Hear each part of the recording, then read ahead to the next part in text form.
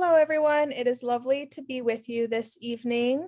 Tonight, we will be presenting for climate change group number 4, discussing impacts on global communities, ecosystems, and psychological implications. Presenting this evening will be myself, Lila Crawford, Maria Chavez, and Caitlin Klotz, who will begin our presentation discussing global emissions. Climate change is inarguably the biggest threat faced by humanity today. The EPA reports that carbon dioxide emissions have increased over 90% since 1970. This rise in emissions has led to global instability and disruption to communities and habitats. In a UN General Assembly statement from March 2019, climate experts claimed that we have less than a decade left to prevent irreversible damage from climate change. What are some solutions to this crisis?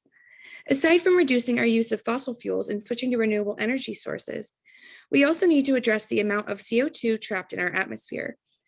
Ways in which we can do this is through negative emissions technologies. I've discussed this further in the paper, and to continue, we are going to talk about deforestation with Maria Chavez.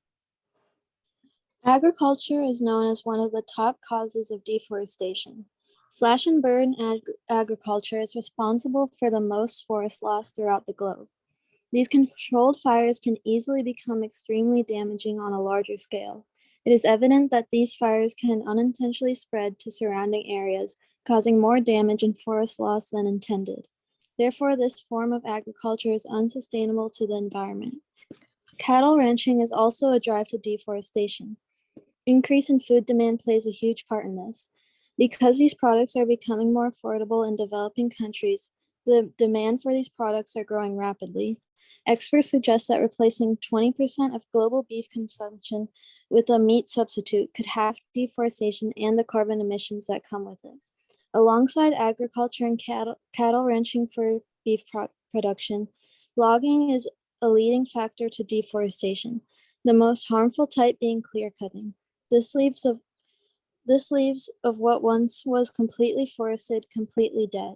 However, some of these areas are used for remediation. The most common plan for this is monoplanting. This replaces the clear-cut areas with only one species of trees, causing loss of biodiversity. Therefore, clear-cutting with the hopes of using the most common plan for remediation is unsustainable. After looking at these leading causes to deforestation, we will now discuss the overall impact on communities and psychological implications.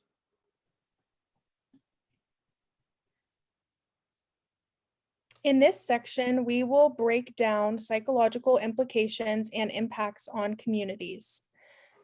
To begin, we have direct, psychological, and indirect implications of climate change.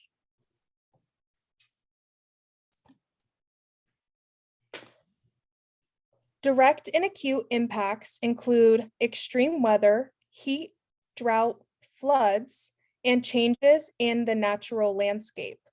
Psychological impacts include chronic disaster adjustment, intergroup conflict, and decreased access to thriving ecosystems. Some indirect impacts include anxiety, stress, depression, and apathy. We then discuss frontline communities, a term given to describe how ethnic groups have been unproportionately impacted by climate change. This term is further discussed in the paper. In addition to frontline communities, we gained the perspective of agriculturalists, whom not only have their livelihood, but mental health dependent on climate factors. Finally, we discuss how pro-environmental behavior can benefit workplaces and increase participation towards eco-friendly action. In conclusion, climate change is a multifaceted issue that directly and indirectly impacts communities worldwide. This issue needs to be addressed from multiple perspectives to move towards realistic and sustainable solutions. Thank you for joining us.